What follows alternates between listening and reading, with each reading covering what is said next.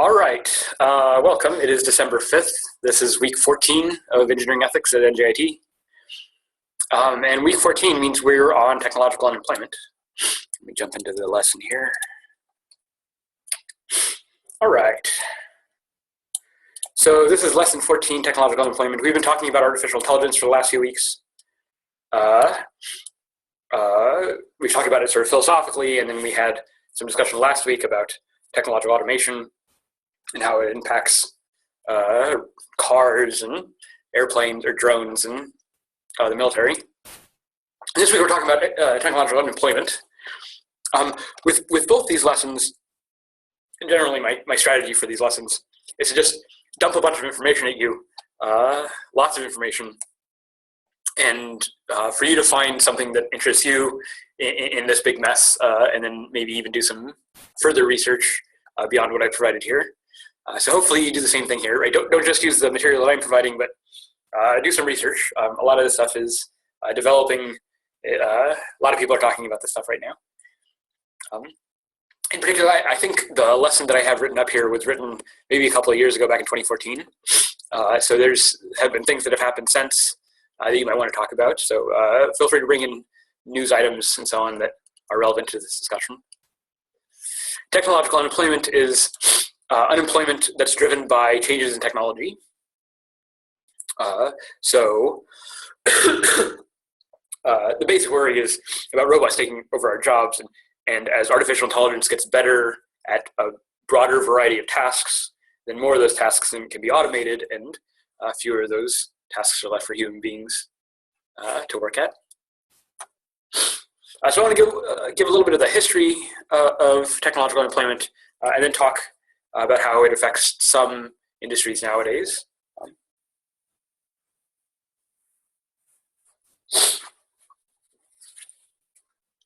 And any questions you have, please raise those questions. So I guess I want to start with the Luddites and talk about some history.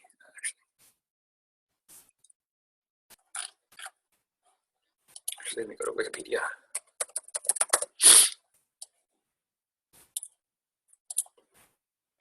Yeah, so it's a good image, right? These are the Luddites. Luddites are factory workers, and this takes place at the beginning of the Industrial Revolution, so early 19th century. Early 19th century is really when these machines start being built and then start being put into these industrial contexts.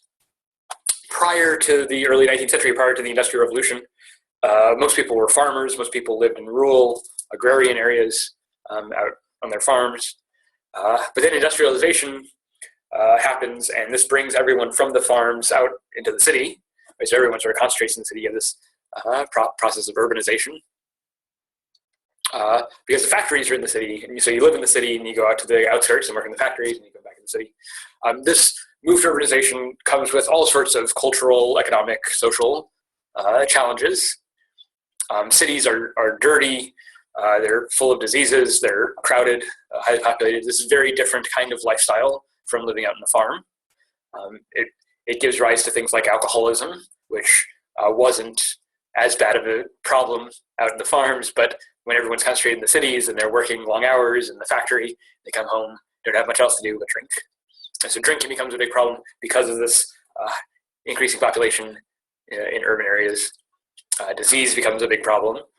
This is when workers first start unionizing, trying to unionize to fight for rights, workers' rights, workers' protections, also to fight for safe working environments, reasonable hours, right? All these things weren't at the Industrial Revolution from the beginning, and early Industrial Revolution workers had to work 10, 12, 14-hour days or longer in terrible conditions, mining or in smoky factories and so on.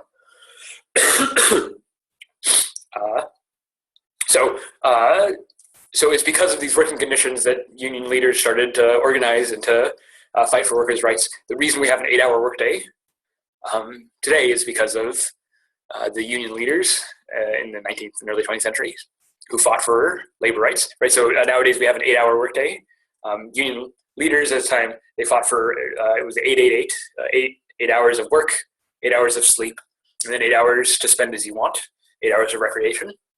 And the idea is that this was fair. If you make people work more, then it cuts into their sleep or their free time, and that we owe people the right to recreation. So you have to understand the Luddite movement here in the context of this early industrial labor organizing. So the Luddites were factory workers who got upset at the new machines that were being brought in because these machines were able to do a lot of these low-skilled, low-wage jobs that a lot of the people were depending on for their livelihoods, right, to feed their families. The people reasoned that even if these machines were more efficient, you still owe it to the people to provide them a means of making a living.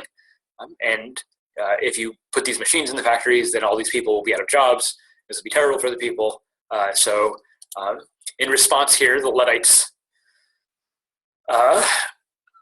so in response to these new machines, the Luddites sort of picked up their hammers and they went and smashed a bunch of these machines, cropping frames and so on, weaving machines. And for a couple of decades, there were these sort of series of factories that get torn down, burned out from these Luddites who are protesting the machines taking their jobs. Right, so this is automation, this is technical automation, more or less the same way that we're seeing it today, right? There's these machines that are more efficient, that do the job better, they're cheaper to run and operate, and they're pushing out a lot of low-skilled, low-wage jobs that people depend on. So we're seeing the same thing today, and we're starting to see the same kind of backlashes against artificial intelligence, not just in employment, right, just robots taking our jobs, but also the automated cars that we saw last time. A lot of the backlash against the cars, a lot of the criticism and hostility towards these cars on the road are not just because they're bad drivers, but also because the robots taking our jobs, and so sort of hostility that bleeds over from these other areas. And just to make the point absolutely clear, this stuff has close relationships with the rest of the things we've been talking about with artificial intelligence. In particular, as a result of these Luddite movements, Parliament started passing laws protecting the machines from breaking. So it became a capital crime punishable by death, to break one of these factory machines. Right. So I mean, it's really interesting that you have the robots doing a job better than the humans, and then the humans getting pushed out of their own job because the robots are taking it, and then the humans are reacting against the robots with this sort of violence, and then the legal framework coming back in to protect the robots. I mean, I want to be clear that they're not doing this in order to protect the robots. They're doing this to protect their businesses. But what you end up getting are these legal protections for the machines because of the hostility they face from the humans that they're displacing.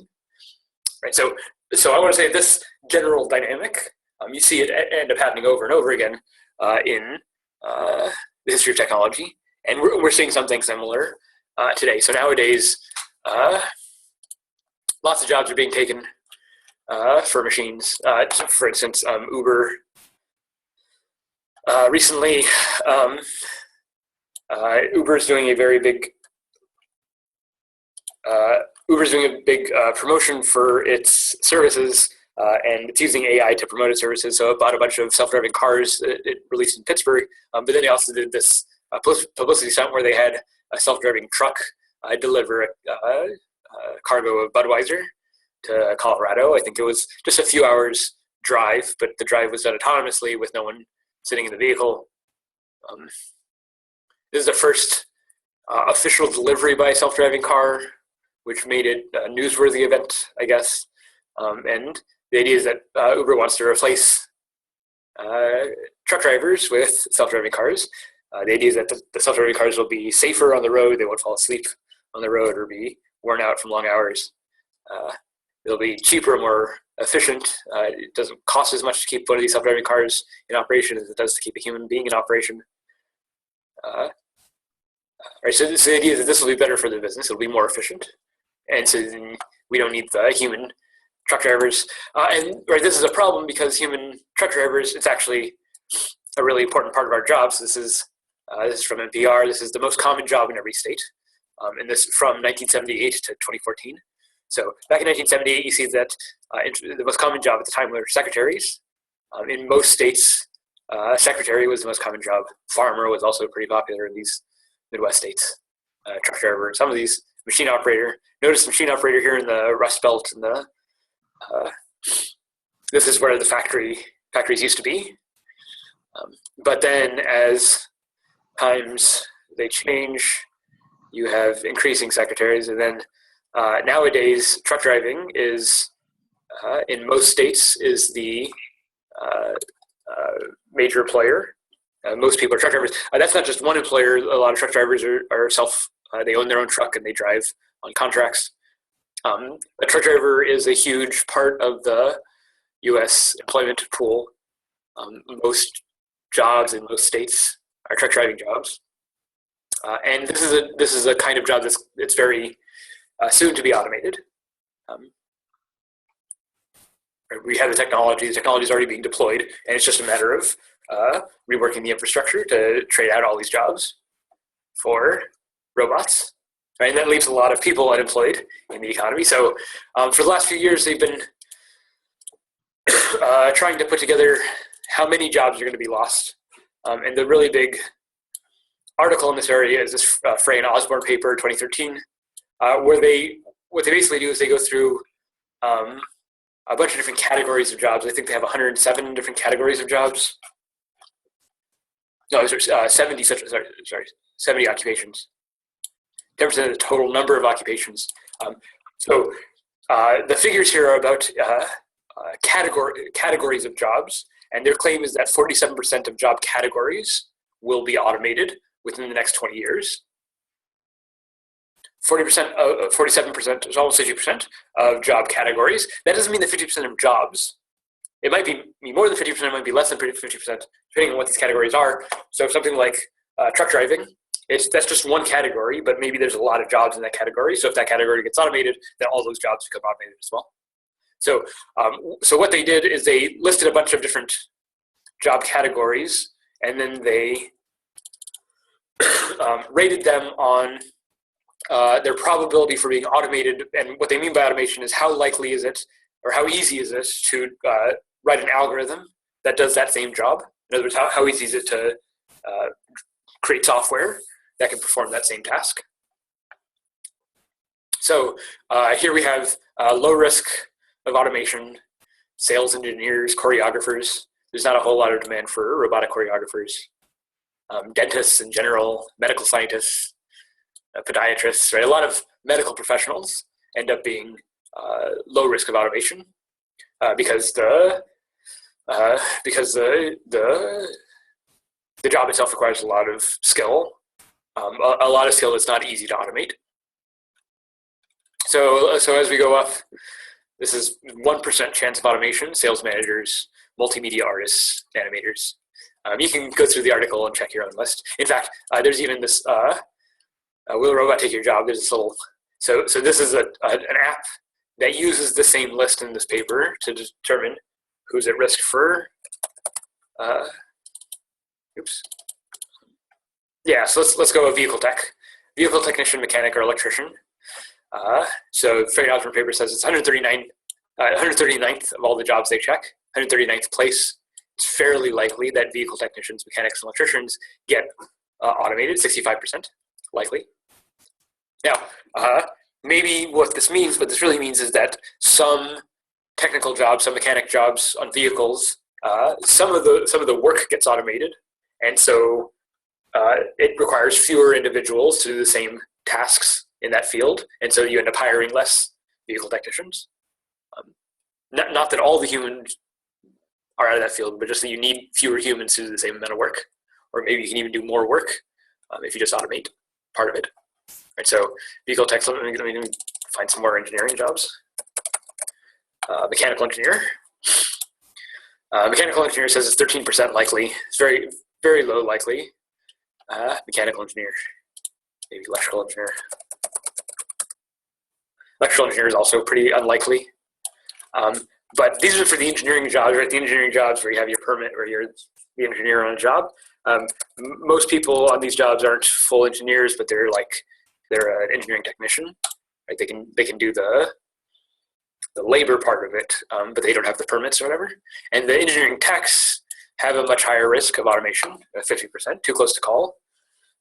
Right. Again, the idea is that some of these jobs, some of the jobs that technicians do now can be automated easily. Others can't be so much automated easily. And so the issue is, how does this impact the future of the jobs? So the app is online. The article that this is drawn from is online. You can go through the entire list to find out your own job, your own career path, and how much risk you face from automation. If we go up to the very likely to be automated jobs at the very end, telemarketers, near 100% automation. Technicians of various kinds, library technicians, so on. Tax preparers, 99% chance of being automated within the next 20 years. Different kinds of clerks, loan officers, bank tellers, etchers and engravers. But something like etching and engraving, some of this is like sort of artisanal work. And maybe you never want a robot to do that artisanal work. But maybe most cases of etching and engraving aren't artisanal, or just sort of jobs that need to be done. And if you can automate that, it's a lot easier. So if that's your job, if that's where your training is, then that ends up getting replaced. File clerks, real estate brokers, telephone operators. There's not a whole lot of those around anyway. Cashiers. So cashiers is a big one. It's a very common job that people have, low skilled, low wage. And it's really easy to automate. So recently, McDonald's has announced that it's going to replace self-order. It's going to replace all the workers that it has at its McDonald's stores with kiosks. Where you can order for yourself, you can pay for yourself, you don't need a person talking to you. You might have an assistant sort of walking around the kiosks, making sure that everyone's working well, but the actual task is right. So it's one person doing the job that you used to have like 5 or 6 people doing. It's probably operated just like you just said, like a grocery store. For every 4 machines, there's a person to help out those people and stuff. And I mean, personally, at least for restaurants, I'm in favor of it because it's more beneficial. You're getting exactly what you want, and there's no risk of a human error of putting something else that you don't need. So yeah, and talking to people is it's a big deal. The social interaction, it's draining. It takes a long time. People might, right? The customers might end up preferring this. McDonald's ended up preferring it because human workers are expensive. You got to train them. There's a bunch of personality issues you have to work out. All that stuff goes away, and you just have the kiosks. Edward asks, how are they going to replace models? Did you see models on the list? Is that the? Yeah, they're right there. Yeah. How do you replace models? That's a good question. Right? You might think that we need human models. We want to see what it looks like for a human being to be in the thing. Well, kind of. Maybe CGI models will work, especially as the graphics get better. It's harder to tell the difference between a CGI model and a real model. And again, right, the benefits here is that the real model is really expensive, especially for like high-end models. It becomes extremely expensive, whereas the CGI, it's cheap and you don't have to feed it. That makes sense. CGI. I didn't think about that. Yeah.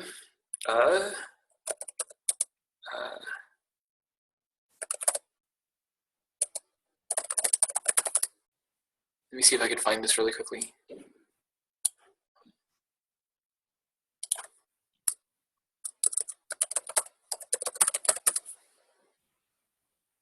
Yeah. So, I don't have the audio on, but in car commercials, lots of car commercials on TV, and every car commercial you need to film that car in some remote location on the white sands of Mexico or whatever. Right? So you need all these videos of cars doing this kind of production. It's not cheap, it's pretty expensive, but it's also really easy to fake in CGI. So they're starting to build So yeah, so they have this sort of chassis. Yes, this is the chassis. This chassis can be adjusted to different sizes, but the idea is that it's just sort of a carte blank, and you can go out and you can film whatever commercial you want with this carte blank, and then just put the vehicle on top of it. And so you can film a bunch of these commercials, and next year's model doesn't require filming a new commercial; it just requires skinning the commercials we had last year. Right. So yes. So I'm thinking of this kind of thing, but also for human models. I mean, why not? Why not film, or maybe just have the one model and then film her in sort of like a green, or film him or her in a green suit, and then just overlay that suit with the next season's fashions. Yes, that's wild.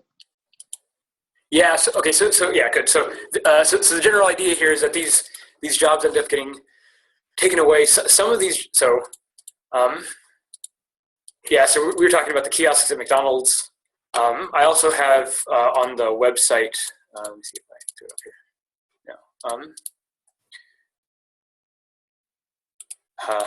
No. Oops. Yeah, so this is at Orchard. They're starting to deploy these little roving kiosks that wander the store floor, but if you have a question, you can go ask the kiosk. It has a little camera on it where you can like show it your part. I'm looking for this thing. Can you tell me where it is? And it can read it. Yeah, so the guy shows his parts. Not only can you talk to it, but you can talk to it in Spanish or a different language, and it can give you responses in whatever language you want. Right? These are things that it's not always the case that a human being can do this. There's other complications with the human being that maybe the robot gets sorted out.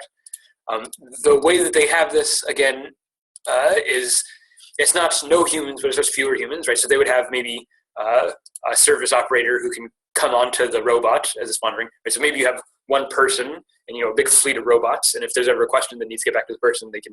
Right? So you keep the person in one place, but that one person can monitor a whole bunch of robots, and so you have the whole system that used to take lots of people to work. It takes very few people to work. Let me just show you a couple more examples of this. Right? So that's Orchard.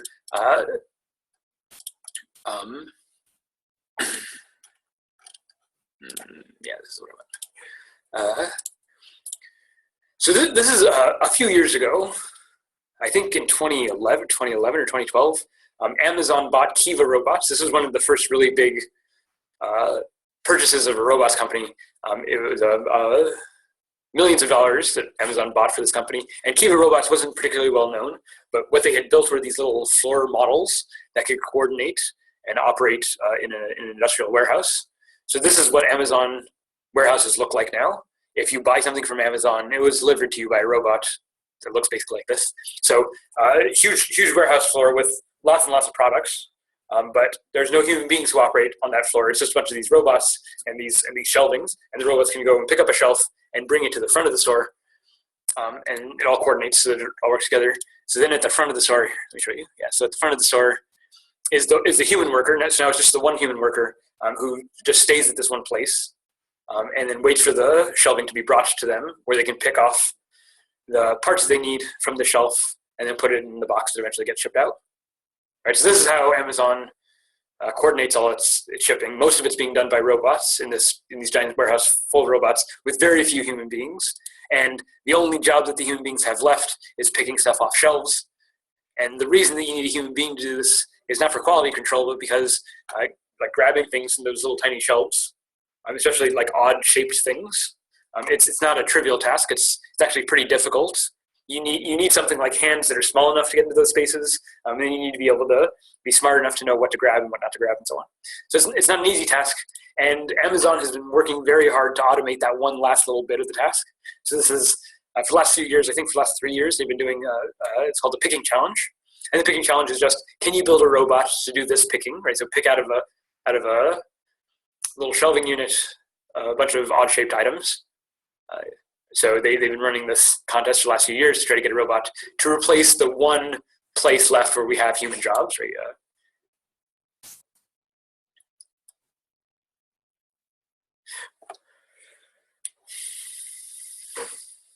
Now, again, you might think, well, this is low-skilled low wage labor, right? This is not highly skilled labor. This is low skilled labor. The McDonald's service people, or this is also low skilled labor. The orchard store kiosk is also low skilled labor. So one thing to say about low skilled labor, first of all, when you think robots taking the jobs at McDonald's, well, you think, oh, that's not a really great job. People that work at McDonald's are usually like high school kids who are looking for extra cash after school or something. And it's not a great job. It looks like it's better for the customers if they're working with these kiosks. So maybe it's not such a bad thing that robots are taking these jobs. Well, this is a little bit of a myth. So you might think that most of these minimum wage, low wage jobs are being worked by teenagers after school. Teenagers who have other means of support, right? They live with their parents. Their parents pay for their clothes and stuff, so they don't actually need the money. But this is not true. Most of these minimum wage, low-skilled jobs are not being done by teenagers who have, the rest of their future ahead of them. Most of these jobs are held by middle-aged people who have families. They're disproportionately women,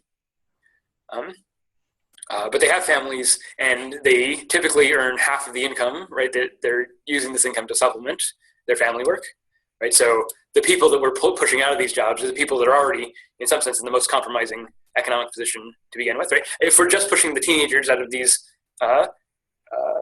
McDonald's jobs, it's not such a big deal because they can get a future job later. But if we're pushing adults who need these jobs to survive, right, then this becomes an issue. And right, so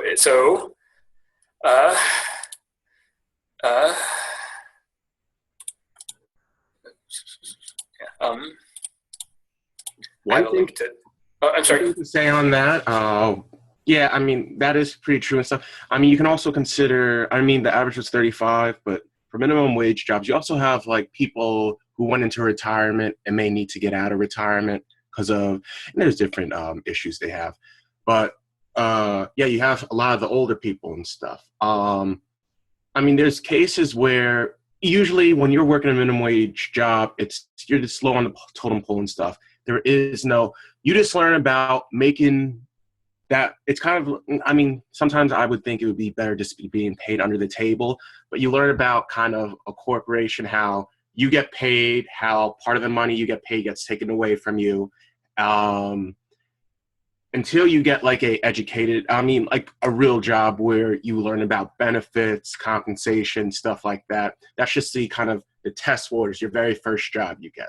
So interesting about, Yeah, I mean, teenagers do need a first job where they learn a lot of these things. But that doesn't mean we don't have to pay them well. No, they won't get paid well. There is no such thing. If it's usually low minimum wage jobs means the skill is they're not, no offense, but they're not valuable when you compare their skill set to a value. Right, and because we consider them not valuable, we don't think we have an obligation to pay them a living wage, right? So they don't have any, right? So they're already in this economically compromised position because they have no skills that they can use, and then we're not paying them sufficient so they can live, right? So someone making minimum wage is below the poverty line for a family of four, right? 2 kids.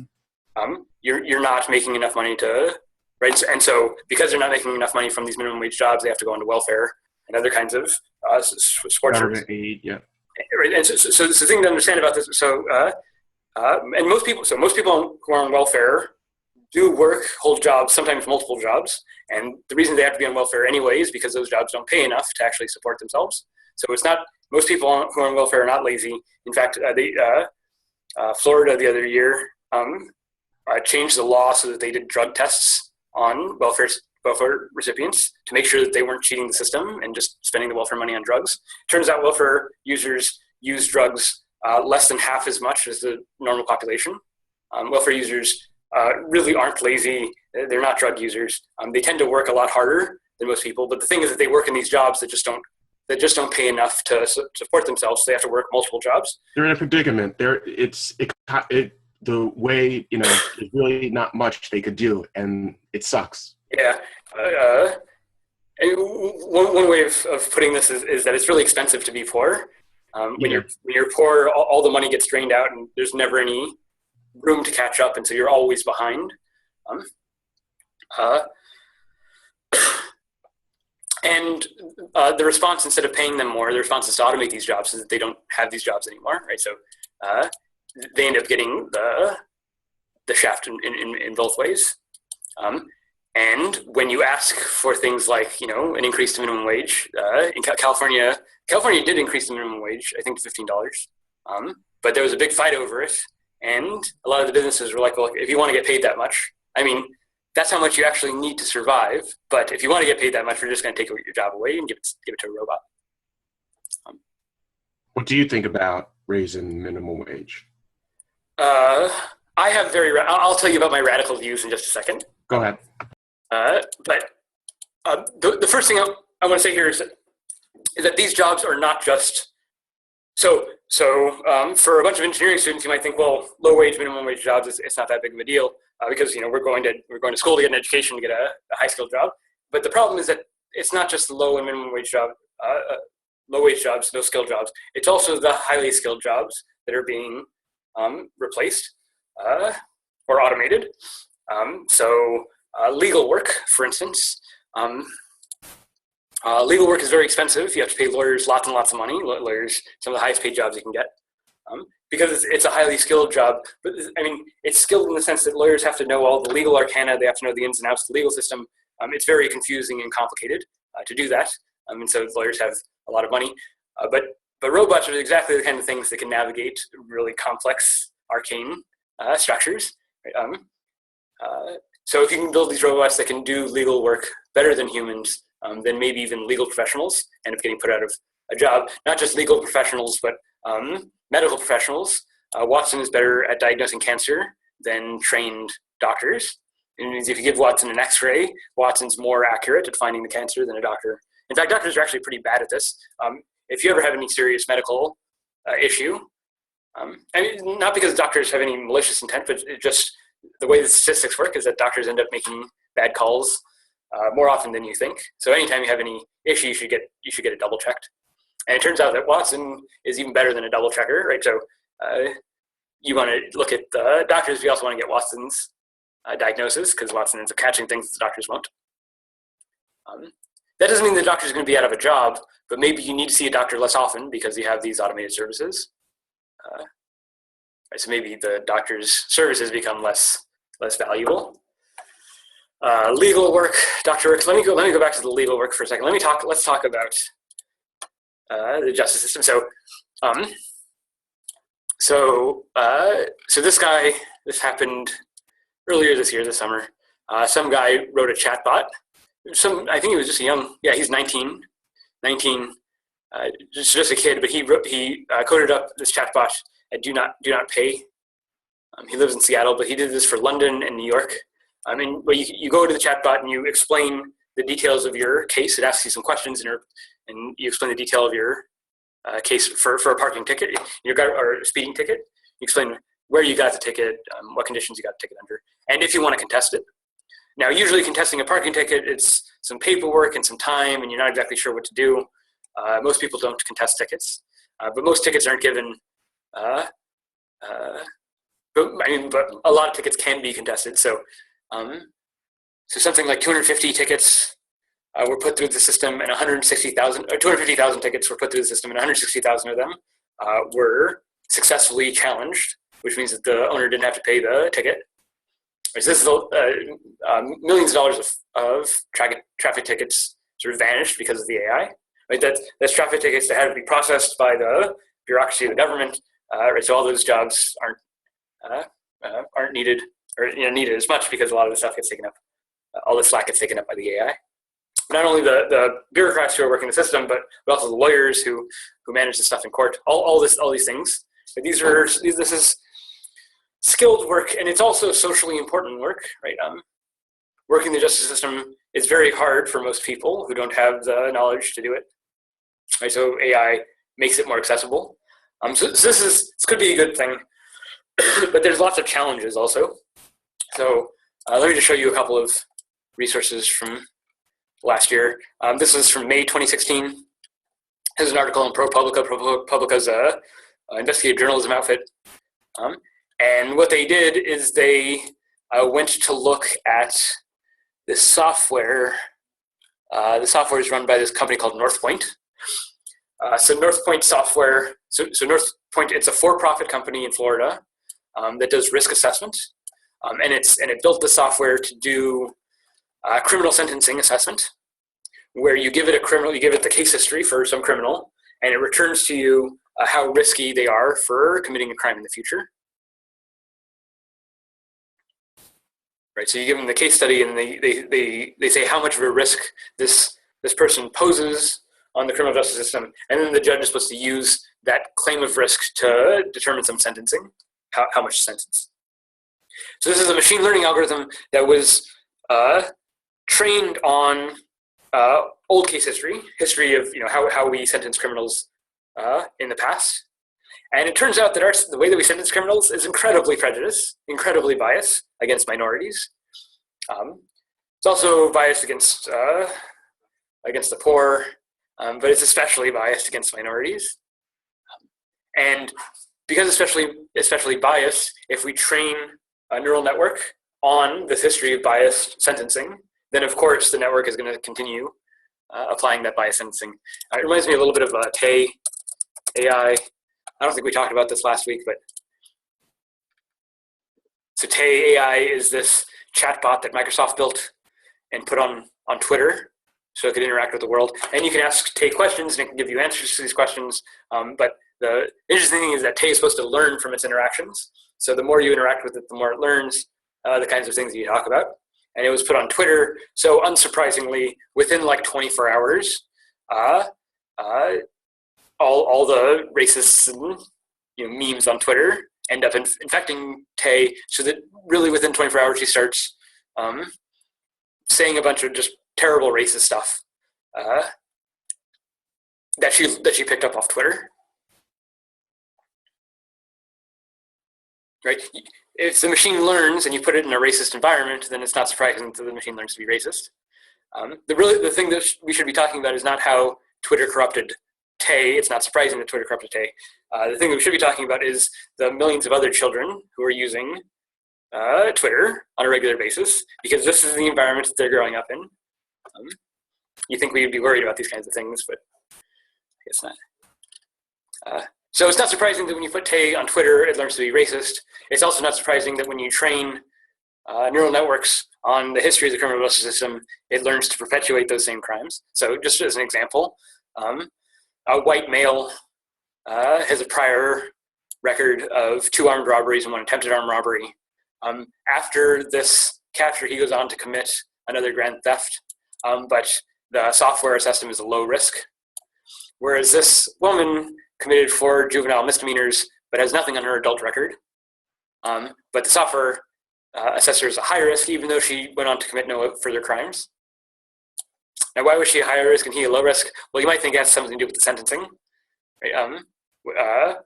With the sentencing that the system was trained on, right? That it just so happens that despite the fact that she's obviously lower risk than he is, the way that the criminal justice system is they're going to assess her as being higher risk because she's a minority, and so she ends up getting a stiffer penalty. And this is how the criminal justice system works.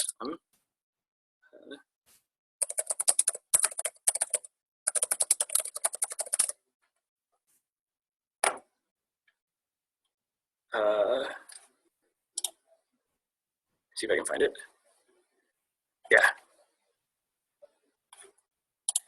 So black people use drugs half as often as white people, but are 6 times more likely to be stopped and searched for drugs, 6 times more likely to be arrested for drugs. And not only are they more likely to be arrested for drugs, even though they do drugs far less, but the way that they're arrested and the way they're sentenced for these drugs is far more. So here's the minimum quantity of drugs that you can have for the 5-year mandatory minimum sentencing. You need 28 grams of crack to get a 5-year mandatory minimum sentencing. You need 500 grams of cocaine to have the same sentence. crack and cocaine are the exact same drug. But the difference is that crack is the urban drug that's cheaper in the inner cities, whereas cocaine is the expensive white person's drug, right? So the way that we treat them is completely different because it's different in the populations. So it turns out that when you train a machine to learn from our criminal justice system, it just perpetuates those same biases.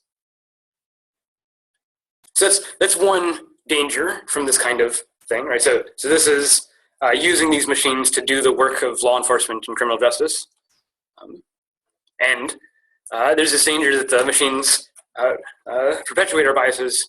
There's another, I think, even more difficult danger, which is that the software is proprietary. This is a for-profit company that licenses out the software to,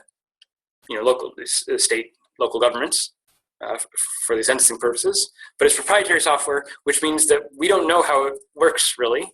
We don't get to see the code. It's not open code. It's not transparent. We don't get to see the procedures by which our criminal justice system is determining the sentences for criminals. Or you might think that this is more than just a prejudice. This is sort of deeply undemocratic. That the criminal justice system ends up being this for-profit system that is more interested in its profits than in actually serving justice. The worst, by far, the worst example of this is the Kids for Cash program. I don't know if you know about this. Back in 2008, two judges were caught receiving bribes. So these were juvenile court judges seeing kids who were convicted or were charged with crimes. But it turns out these juvenile court judges were getting kickbacks on the order of like $2.5 million from the private company that was operating the juvenile detention facility. So the corporation that was operating the juvenile detention facility was paying millions of dollars to the judges who were supposed to sentence the kids to go to that detention facility. In other words, the judge had a huge incentive, millions of dollars worth of incentive to increase the sentencing that he was giving these kids. He was getting paid to send kids to jail.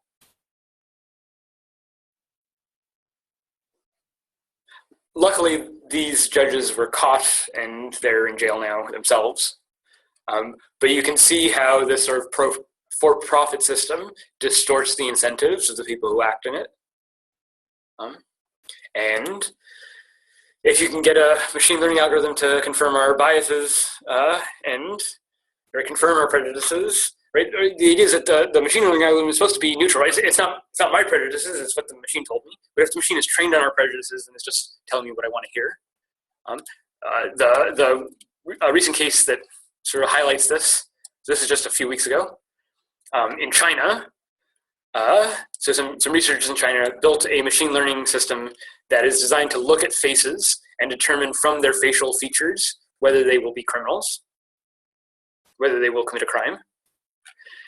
The researchers say that they built the system to almost 90% accuracy, so you can just give it a picture of someone and tell whether they're a criminal or not. Not whether they committed any particular crime, but just whether they're likely to be a criminal. So I mean, this is scary, right? I mean, the idea is that we don't need to know what you did. We just need to know what you look like in order to determine whether or not you're guilty. And specifically, it's not just what you look like. So the results here.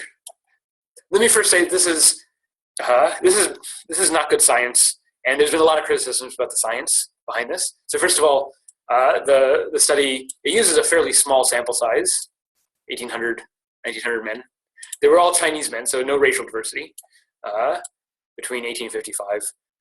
And so what they did is half these men were criminals, half of them were not criminals, and they feed it through the machine learning software to see if the machine software can distinguish between the criminals and the non-criminals.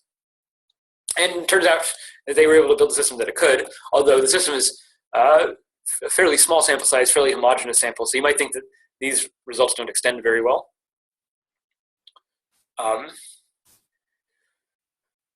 And then they use a bunch of other tricks to get the results they want. And the results they want, really, it just confirms the prejudice they have. So let me tell you what they found, and hopefully you see why this is a problem. So what they found were that the criminals were the ones who had facial features that were most divergent from the norm. Right? So criminals tend to have eyes wider apart or closer together than normal people. They have different shaped mouth, different shaped brow, and so on. In other words, the criminals are the ones who look weird. Well, we have a prejudice to think that the people who look weird are doing something weird. Right? We have a prejudice to be skeptical of the people that look weird. I mean, this is just statistics, right? We are comfortable with ones who look normal, who fit into the normal range, and we're uncomfortable with ones who fall outside of that normal range. That doesn't mean that any of those people are criminals. It doesn't mean that there's anything wrong with people who fall outside these normal bounds. But we have a prejudice to think that they might be strange. And here, look, we built a machine learning software that confirms this prejudice, tells us exactly what we want to hear, that the strange-looking people are the criminals. Now, I think this is bad science. I think that if they had a better data set, if they were more careful about how they did this study, that they wouldn't come up with these results. But I don't think bad science will stop people from using this kind of science. Right? I don't think ethics about how to conduct good research is going to stop people from going with what they want to hear. Right? So here we have a software that tells people what they want to hear, and I think that's enough to get people to use it, even if it's bad science. So we're in an age where this artificial intelligence software can be used. It sort of can be tailored to whatever purposes we want, even these sort of nefarious purposes that sort of undermine democracy, undermine criminal justice. These are big challenges that we're going to need to face, and it's not easy to face these challenges in any direction. So we have all these biases against these machines, also for these machines. Right? So the fact that they're using artificial intelligence at all is supposed to be a way of avoiding the bias, and part of the challenge is recognizing how artificial intelligence can be a way of not only encouraging the bias, but sort of entrenching it so it's even harder to see where those biases are.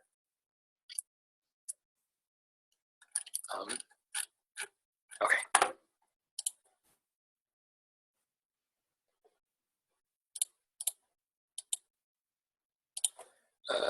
How are we doing on time?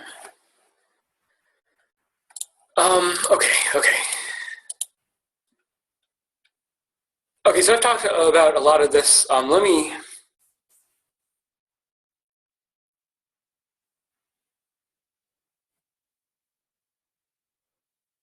keep going to say a few more things. So we have automation. I was talking about skilled labor. Skilled labor in the legal profession, in the medical profession, skilled labor in business. So you have AI being put on boards of directors for businesses, AI being used to make stock trades. In fact, high-frequency stock trading is a big deal now, high-frequency. So high-frequency stock trading is trading stocks sub-millisecond times, so faster than a human being can trade. And the idea is that, in order to make money in the market, you want to trade or buy and sell in ways that increase your overall market position, should make you profit. And that means, being able to buy and sell quickly and being able to jump on, opportunities when they crop up and so on. And it turns out, you might expect that human beings are somewhat slow at doing this, but you can build a software to do this really quickly. And they have built software to do this. And for the last 5 or 6 years, they've been having computers operate on the stock market doing these high-frequency trading. And this is not benign. In fact, this high-frequency trading has already caused the largest stock market crash of all time. It only happened for 36 minutes, and then it almost immediately recovered.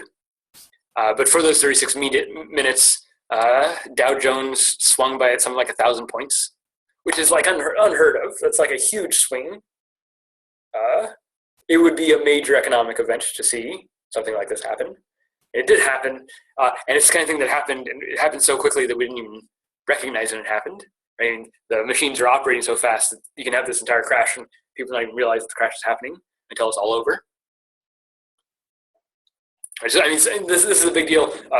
Stock trading it's not low skilled labor. In fact, it's very highly paid labor. You need at least some experience to work in. But despite it being high skilled, it has a huge social impact on the health of the economy generally. Right? So you get a bunch of these machines sort of messing with the market, can cause these crashes, and it has a really big impact. The one thing that I want to talk with the engineers about, though, highly skilled labor that's going to soon be automated is programming. A lot of engineers go into engineering school to be programmers, to be software engineers. Software engineering is a huge market, and it's also highly skilled labor that gets paid really well. If you're a programmer, not the best thing in the world, but it means it's good professional pay. But soon we're going to have programs that can program better than human beings, and then all those engineering jobs go away, and that'll have a big impact on the economy also.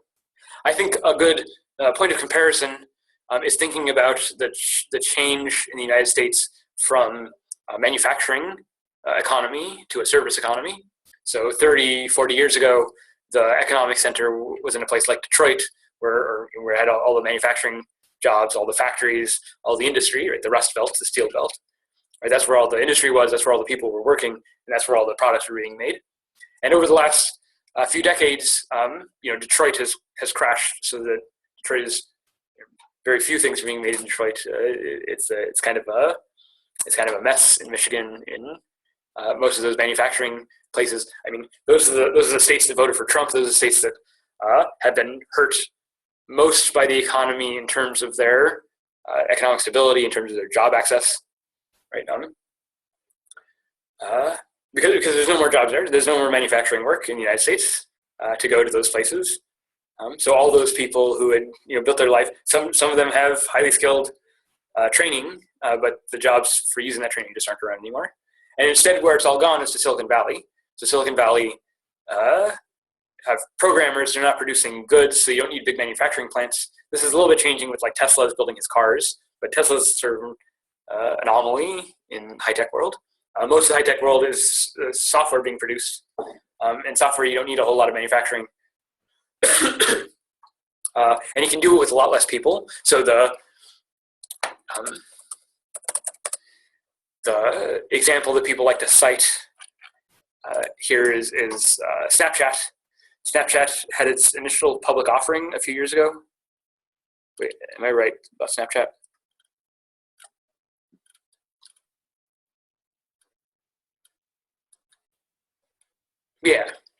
Yeah. So when Snapchat went public, it raised something like $2 billion in just a few months. Which is a huge amount of money, $2 billion for a startup. The thing is that Snapchat, a $2 billion company, had 4 employees when it raised this $2 billion. They were just programmers. It was a couple of, it was 4 student friends from MIT. Had this idea, the software behind Snapchat wasn't very difficult. Right? They sort of cranked this out in just a couple of days, and they released it.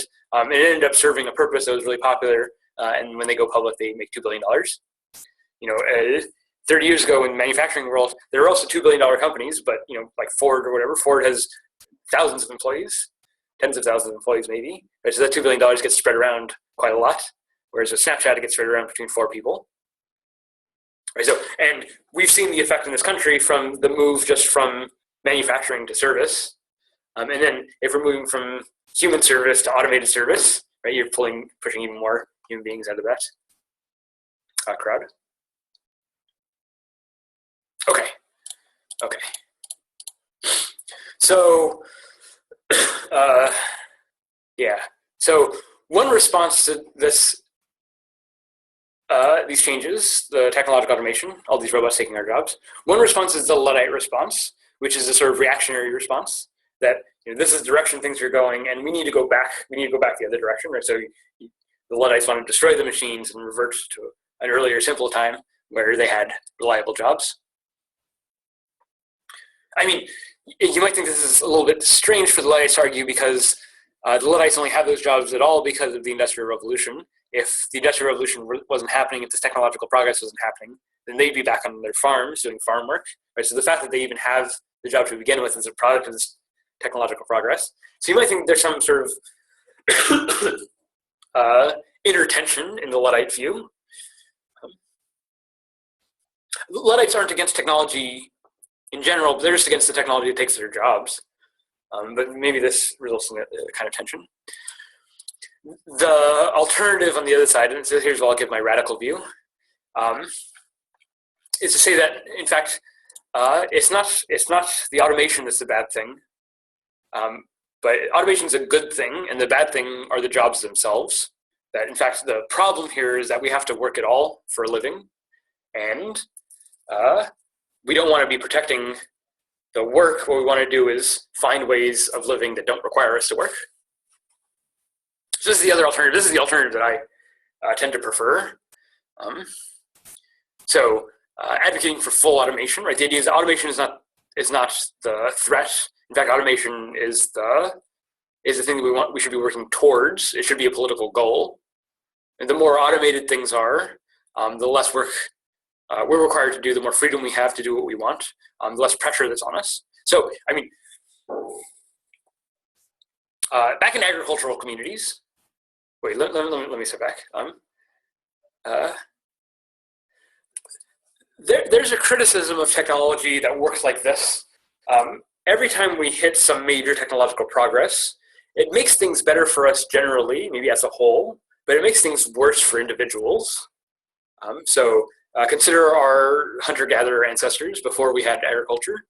Hunter-gatherer ancestors, they didn't have any modern technology. They had it wasn't an easy life for the hunter-gatherers. They had to work all the time, but their work wasn't controlled by any large structure, so they had a lot of freedom to do what they want, and they could roam large areas. So the work that they did was very freeing. It wasn't confined at all. And for instance, the foods they ate was very diverse. Hunter-gatherers had a sort of broad range of foods that they could eat. After the hunter-gatherers, though, you get agriculture, and agriculture reverses a lot of these trends. So now the agriculturalist has to plant their crops, and that means that they have to stay put in the same area, so they don't have a wide range of motion. The crops and the domesticated animals, like the goats and the pigs and so on, that increases the disease, right? So the kinds of disease issues that we have to deal with are increased because of all the animals that we have around. Also, because we're staying still, that means that things like sewage becomes a problem, right? All the built up waste products. You need to do something with them, but that's another vector for disease. So people in agricultural communities tend to live shorter lives than people in hunter-gatherer communities. Shorter lives, lives with more disease, more difficulty, less range of motion, a smaller diet. Agricultural communities basically eat bread and their animals. And that's not a lot, especially in terms of like vitamins and minerals, the other kinds of nutrition that we need to supplement our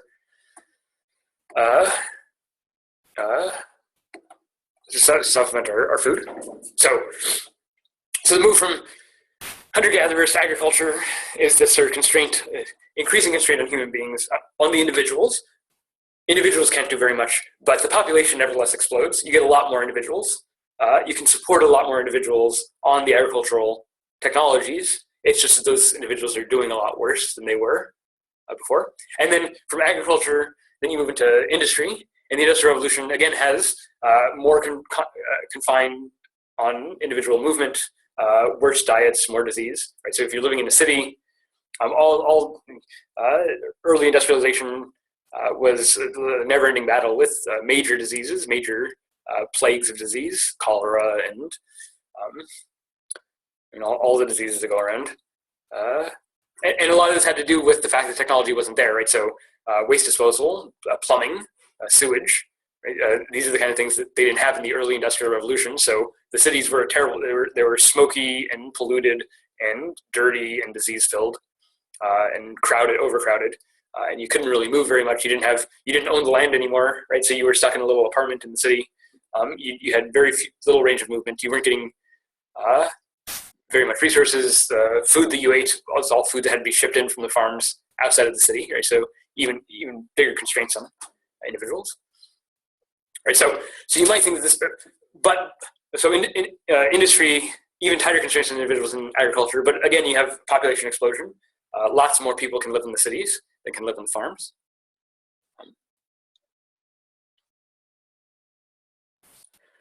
I mean, this isn't this kind of trend isn't true across the board. Nowadays, especially if you're in a Western country, your healthcare is pretty good. The diversity of the food that you eat is pretty good. Your range of motion is pretty good. But that's really just true for the Western countries. Outside of the West, it's not as true. But you might think that the proper solution to this is to change this trend. Is to look for ways of expanding the freedoms of the individual, allowing them to have greater range of motion, greater activity. And the way you do that, the argument goes, is by demanding full automation. So yes, the robots are taking our jobs, and they should be taking our jobs. In fact, give all our jobs to the robots, so we don't have to do any jobs anymore. In the agricultural world, agriculturalists don't work all the time. They certainly don't work 40-hour weeks. There's no reason to work a 40-hour week if you work on a farm. If you're working on a farm, you need to do the work that the farm demands. And that's some daily work while you're growing the crops, but really there's two big pushes of work. That's at the beginning of the spring where you have to plant all the crops, prepare the fields and plant all the crops. And then you aren't doing much while the crops grow, but then at the end of in the fall, you need to harvest the crops or bring them all in. And that's also a big push of labor. So you have the push of labor at the beginning of spring, push of labor at the end of the fall. And then the rest of the time, you're really not doing much. There's really not a whole lot to do. Agriculturalists had a lot more free time than we do today.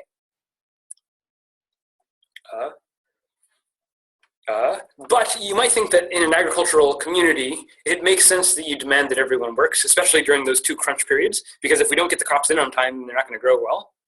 If we don't harvest the crops on time, then they're going to go bad on the field, right? So it's really important that we do a lot of work during those periods, and you can see why if you're not helping with those big pushes of work, and and we don't have enough. If we don't have enough if the crops fail, and we don't have enough to go around, then the people who weren't contributing, it's in some sense makes sense that you would blame the people who didn't contribute for not ensuring that we had enough to go around, right? So in other words, this is how scarcity works. If things are scarce, then it's really important that we do the best with what we can, and that means demanding that everyone contribute something. But the idea is that we're no longer in scarcity. We have more than enough resources to give everyone in the world not just the food that they need, but also the clothes and the shelter that they need, the education and healthcare that they need. We have the resources now for giving everyone on the planet all they need to survive.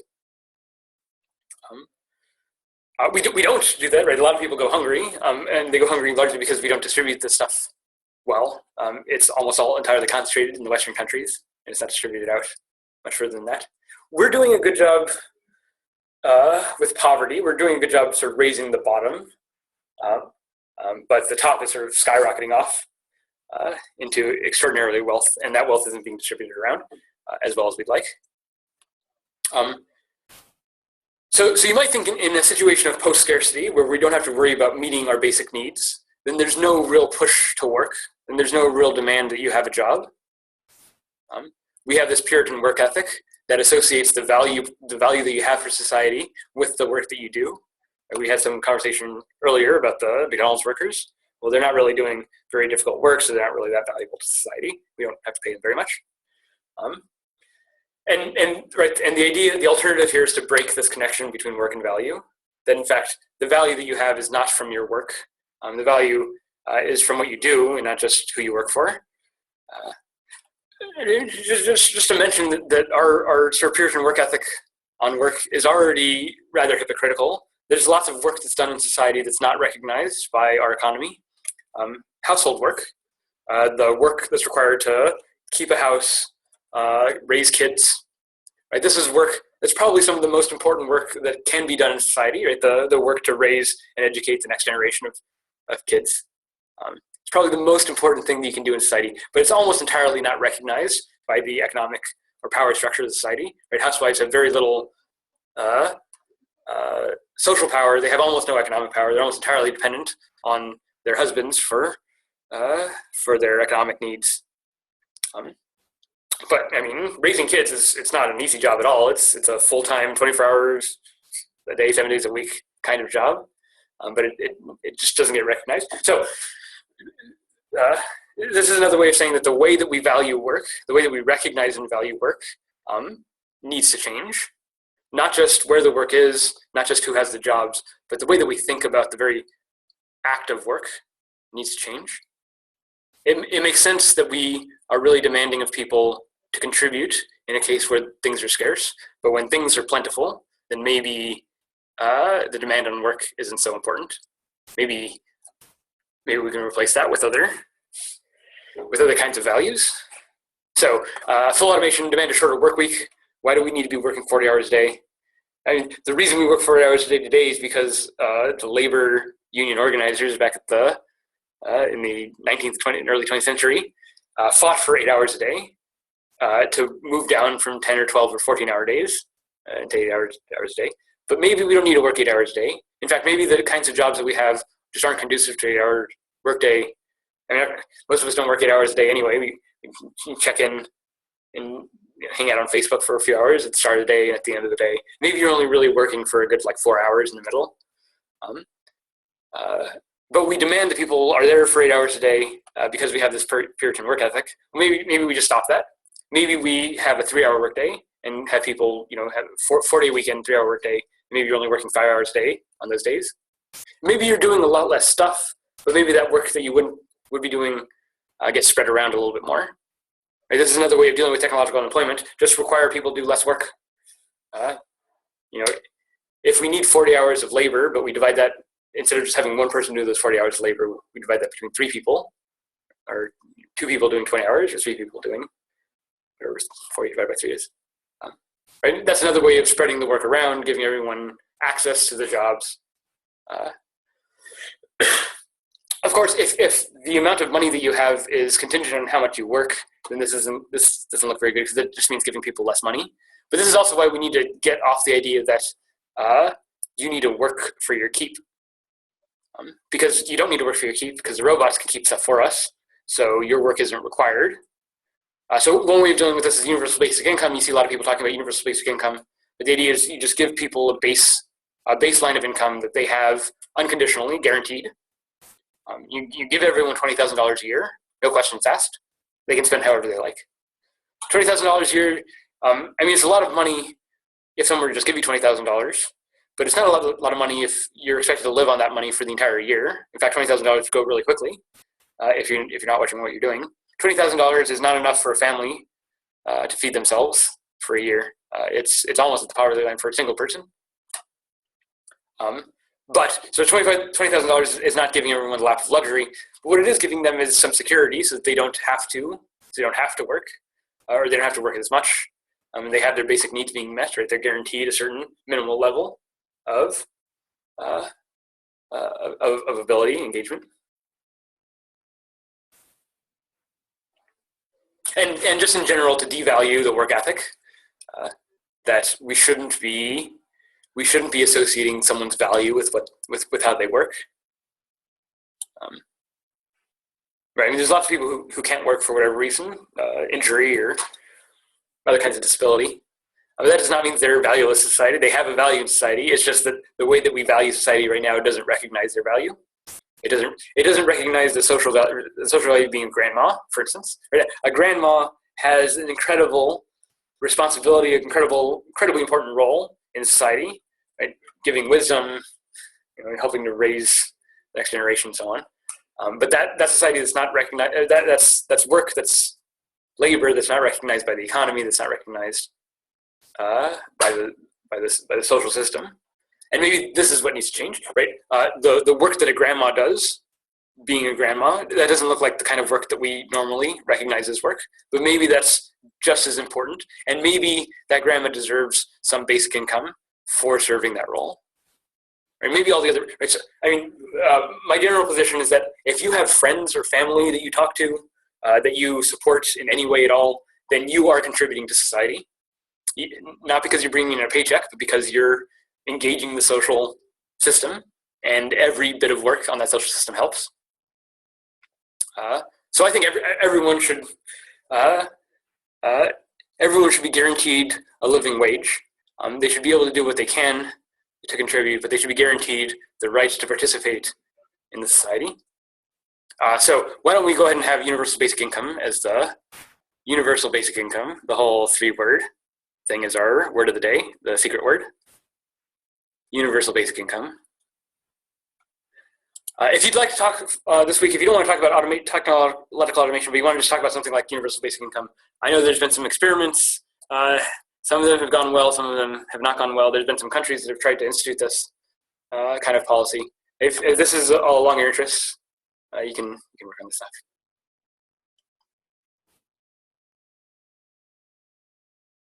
Devaluing the work ethic and really just changing how we think about work.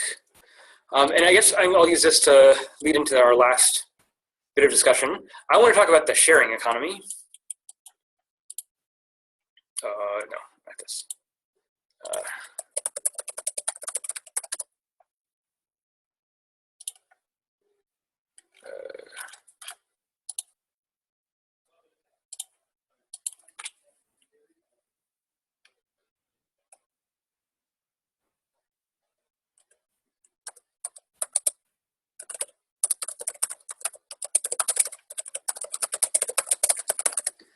See if I can find this really quickly. Probably not.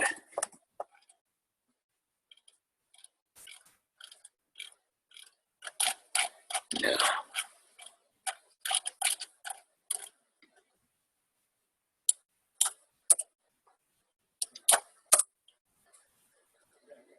No. Okay, so sharing economy. Sharing economy are the attempts to build these businesses that don't rely on ownership, but rely on sort of sharing. So the examples are things like Uber, Airbnb. So let me do Airbnb before I talk about Uber. So Airbnb, I don't know if everyone has used this. The service Airbnb lets you find people who are renting out their homes or renting out a room in their homes. Maybe the whole home itself, or maybe a trailer. Anyone who has some space that they can rent out, you can go into Airbnb and find these spaces to rent. So prior to this kind of digital service, if you wanted to stay at some place, you would need to, use a travel agent and get a hotel or at some other kind of hotel service. And here's the thing: hotels are a special regulated business, right? There's restrictions on what hotels can and cannot do, how they can charge their customers, what they can do with their customers, the cleanliness standards for the rooms, right? All these kinds of things are regulations on the hotel industry. And in order to operate a hotel, you have to meet these regulations, right, or face fines. And sometimes meeting these regulations can be expensive. So operating a hotel is not cheap. It's not a trivial task. But Airbnb allows individuals to rent out their home, right? If I'm on vacation, I can have someone stay at my home and pay me money to stay at my home, and pay money that's sort of comparable to them staying at a hotel. So I get money, and I don't have, since I'm not a hotel, since it's just my private home, I don't have to meet any of the regulations for running a hotel. So there's no cleanliness standards for Airbnb services. No one goes through and makes sure that everything's clean or everything's as they say it is on the website. Right, so because there's none of this regulatory infrastructure, they can operate a little more cheaply than a hotel. So you can get an Airbnb. An Airbnb is cheaper than a hotel in most cases. You get a better place for less money. And the reason you can get a better place for less money is partly because all these regulations that constrain what the hotel industry can do don't apply to the Airbnb. This is exactly how Uber works. So Uber, actually, let me.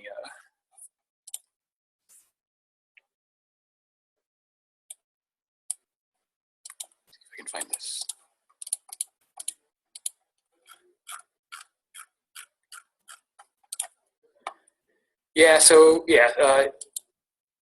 So one of the talks that I have here, they were looking at Uber.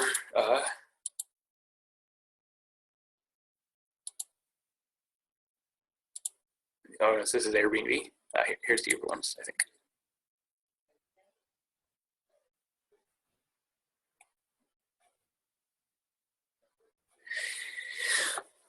Yeah, so the question is, yeah, it's about spending an Uber. Let me get to some of these good graphs.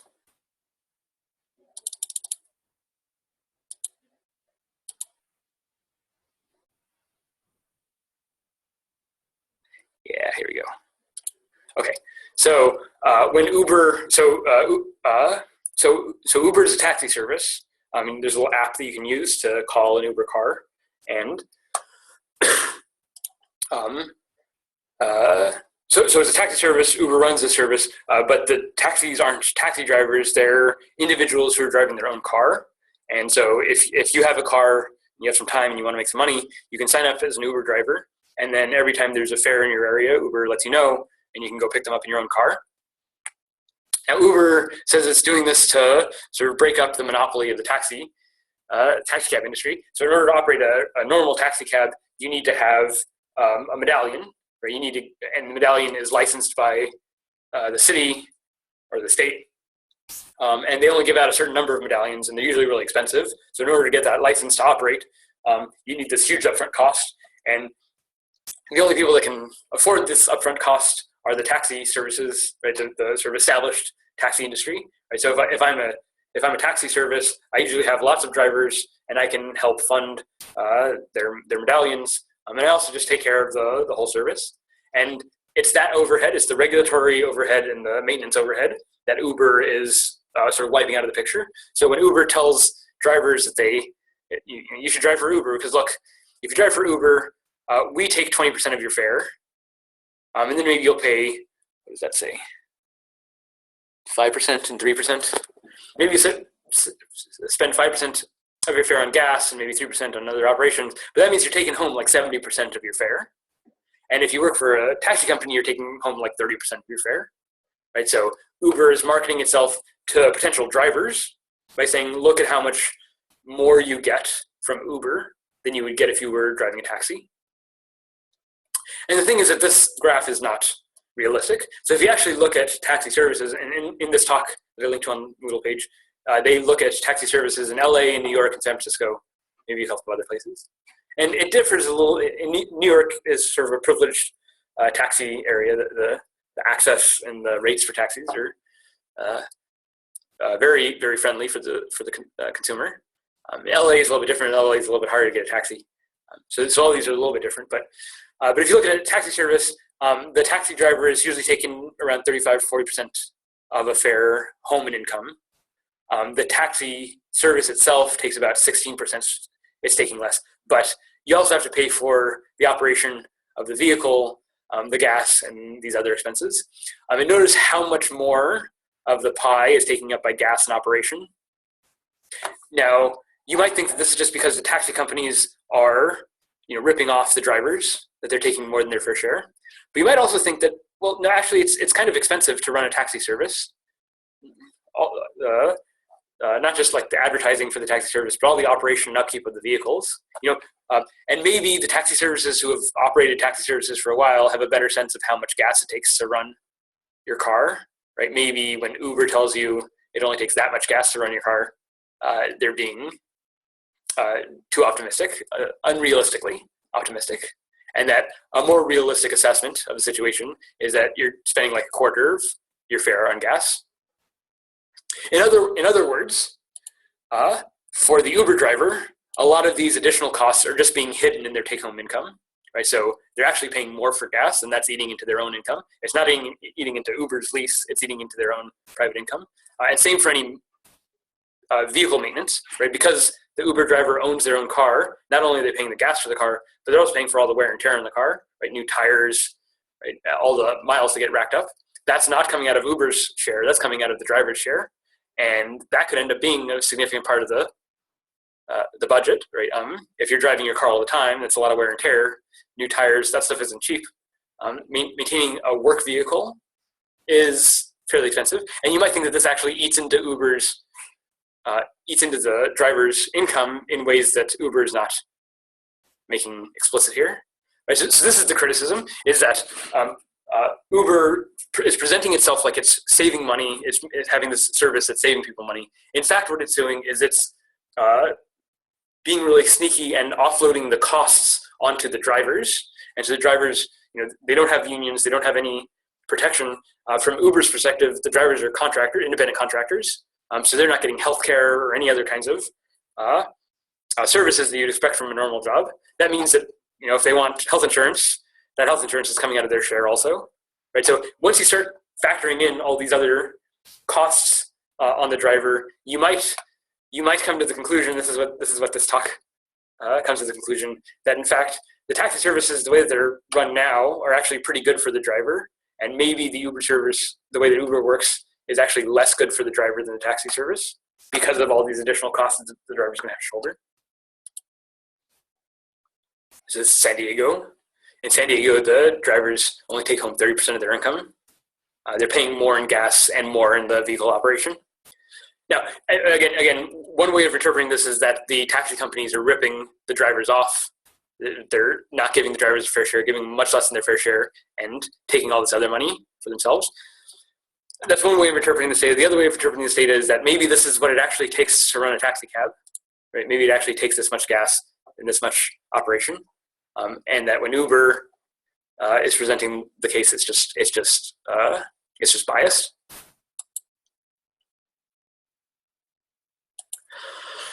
There's a lot more to talk about with the sharing economy. For our purposes, the issue here is just the sort of deprofessionalization, right? Taking it out of the professional world and putting it into this sort of private world, right? So it's not the hotel and the regulators determining how your room looks. It's the homeowner and their own whatever weird, strange ideas they have about cleanliness that is determining. So, and we're still not sure how this is going to all shake out, right? So there's some cities in this country where Uber is really popular. There's other cities in this country where Uber is really, where Uber is really hated. New York, people don't really like Uber very much because there's a lot of taxi cabs that need that work. There's other places that are sort of Uber hostile, but then there's places like Philadelphia that are sort of Uber friendly, especially places that don't have a good cab service already there. Uber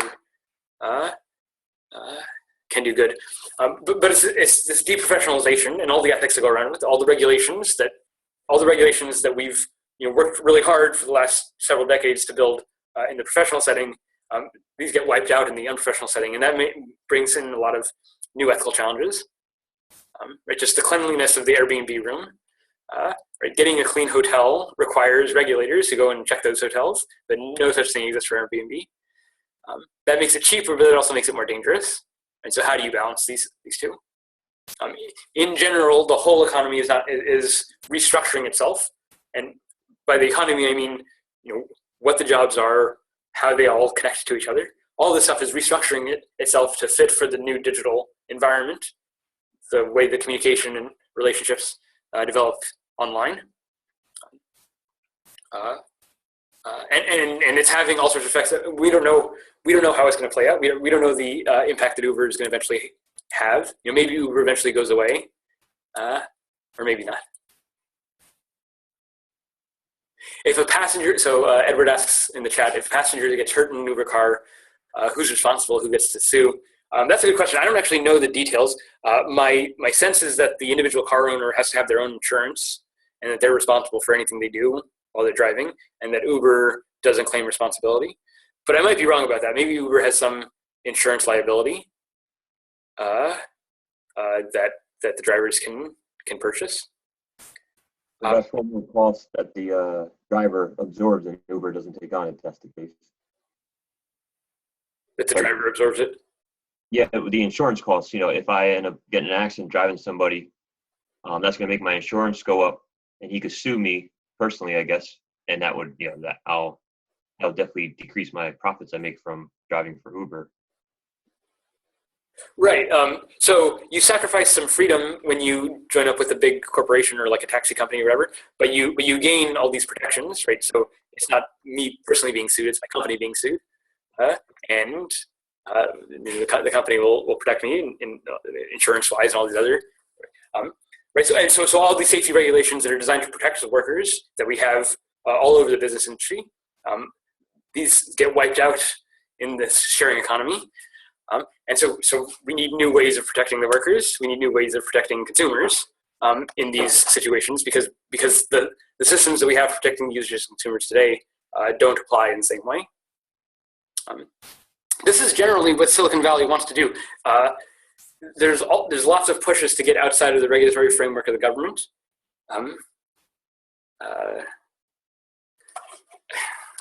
I'll mention this because I don't know if you all have heard of the seasteading movement or seasteaders. Is this a word that, no? Oh, good, I can teach you something. So seasteaders are people who advocate setting up permanent encampments that are out at sea. So like, let's build a big floating island, or let's hook up a bunch of platforms together to make a big floating structure out in the water. And the idea is that if it's out in international waters, then it's not monitored by the legal frameworks of any of the nation states. Right? So if you go out and set up your own little flotilla, then you can declare yourself a sovereign state and then do whatever you want on the platform. There's been people who've been looking to buy islands that are out in international waters to do this kind of stuff. And the idea is that once you have this, then you hook it up to the internet, and then any business that you operate online is not subject to the laws of any other country. There's been a lot of people who are frustrated with government regulations who look to try to sort of create their own country so that they can do what they want. I think even Reddit has an idea of going to buy an island and make it the Reddit island where they can have their own laws and so on. Yeah, I think the online gambling was doing this before it was legalized in Jersey. They were always offshore somewhere. Right. Yeah. And these are all ways of trying to avoid or circumvent or get around the legal regulations that restrict what businesses can do within a country. Now, there are good business reasons for wanting to avoid these regulations, but hopefully, if you've learned anything this semester, you've seen that sometimes these regulations are actually designed to protect safety, and that when you ignore the regulations, dangerous and bad things can happen. That doesn't mean that all regulations are good, but it means that there's at least a point to the regulations, and that we need to be mindful of this when we're going to these alternatives, like Uber. It might look like a good business decision, but how safe is it really? Okay, so there's a lot more to talk about with this. There's a lot of resources on the web online for you to deal with these issues. Find some. Don't talk about everything. Find some issue in this whole mess that you are interested in, and do some research and try to learn something. That's all I had to say. We'll come back next week for the 15th and just do a quick wrap-up session. What did we learn? What did we like about the course? What didn't we like about the course? But that's all for next week. There's no lesson next week, so it's just the what did we learn. But I'll be back on Monday and we'll have a little hangout. It'll probably be shorter than normal. And that's it. Any questions, comments? Thank you. Yeah, thanks everyone for showing up and contributing to the discussion. Take care. See you next week. Yes, come on in. Oh, sorry.